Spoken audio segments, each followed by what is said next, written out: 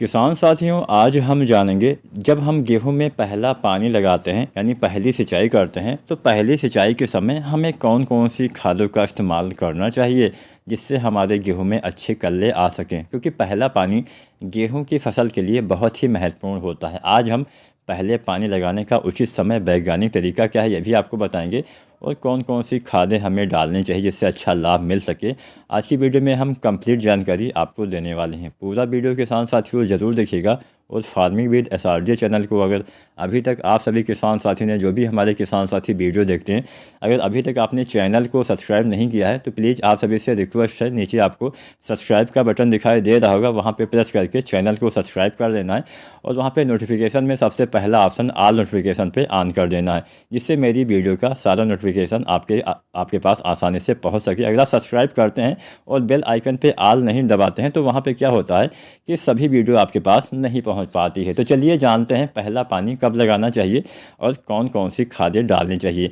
वैज्ञानिक तरीका अगर हम जानें तो पहला पानी 20 दिन के बाद आपको लगाना चाहिए। 21 से 25 दिन का ये समय जो होता है इसको हम क्राउन स्टेज या फिर हम जड़ अवस्था बोलते हैं। इसमें क्या होता है कि जड़ों का विकास होता है, जड़ों का फैलाव होता है। जो हमारी तृतीयक जड़ें होती हैं, जिससे जो हमारी जड़ें फैलने वाली होती हैं, उनका फैलाव इस समय होना स्टार्ट होता है। अब इस समय क्या होता है कि अगर आप पानी सही से नहीं लगाते हैं, मान लीजिए पानी आप नहीं लगा पाते हैं, तो जड़ों का विकास सही से नहीं होता है। और जब तक किसी भी फसल में जड़ विकास सही से नहीं होगा तब तक पौधे का विकास भी सही से नहीं होगा। इसलिए हमें 21 से 25 दिन तक पहला पानी जो है वो लगा देना चाहिए। अगर मान लीजिए और हल्की मिट्टी है तो आप पानी 18-20 दिन पे भी लगा सकते हैं। अगर भारी मिट्टी है तो आप 25 दिन के बाद भी पानी लगा सकते हैं। मतलब अगर नमी की कमी है तो पानी जल्दी लगाइए, और नमी अगर आपके खेत में दिख रही है तो पानी लगाने में 2-4 दिन आप आगे भी समय कर सकते हैं। मान लीजिए बरसात हो गई तो आप टाल भी सकते हैं समय। ऐसा नहीं कि हाँ सिंचाई ही करना है। मान लीजिए 20-25 दिन पे पानी बरस जाता है तो आपको सिंचाई करने की भी आवश्यकता नहीं है, क्योंकि पहला पानी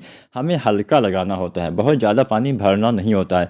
अगर आप ज़्यादा पानी भर देते हैं तो पौधे तनाव में चले जाते हैं। छोटे पौधे होते हैं, कोई धान की फसल तो है नहीं कि हाँ पानी भरा रहे तब हमारे पौधे का विकास सही से होगा। गेहूं में पानी भरना नहीं चाहिए, बस मिट्टी में नमी चाहिए, केवल इतना ही पानी होना चाहिए।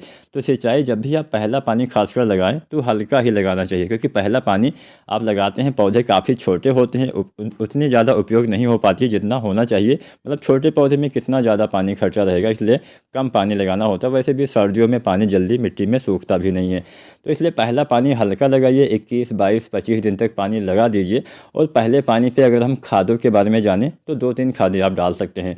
पहला चीज़ नाइट्रोजन। सबसे ज़्यादा हमारी मिट्टी में नाइट्रोजन की ही कमी है। नाइट्रोजन से हरियाली आती है, पौधे का जितना भी ऊपरी विकास होता है, मतलब मिट्टी के ऊपर वाला जितना भी हिस्सा विकसित होता है, उसमें सबसे ज़्यादा महत्वपूर्ण तत्व होता है नाइट्रोजन। नाइट्रोजन की पूर्ति हम यूरिया के द्वारा करते हैं, तो यूरिया आपको पहले पानी पे अवश्य देना होता है। कितना डालना चाहिए? एक बैग के आसपास यूरिया डालिए। 40 किलो या 45 किलो आपको यूरिया पहले पानी के बाद डाल देना चाहिए। पानी के बाद ही यूरिया डालना है, पहले नहीं डालना है, क्योंकि कई बार लिंचिंग हो जाता है जिससे हमारे जो खाद होती है नीचे चली जाती है, जिससे पौधे को नहीं मिल पाता है। तो हमेशा सिंचाई के बाद आपको यूरिया पहले पानी पे देना होता है, या जब भी आप सिंचाई करें उसके बाद ही आपको यूरिया देना चाहिए।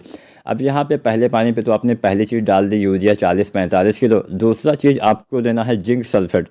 जिंक आता है 2 तरह से, मतलब हम वैसे तो बहुत तरह से जिंक आते हैं, लेकिन हम 2 तरह से सबसे ज़्यादा इस्तेमाल करते हैं। पहला आता है 33% वाला जिंक सल्फेट, दूसरा आता है 21% वाला जिंक सल्फेट।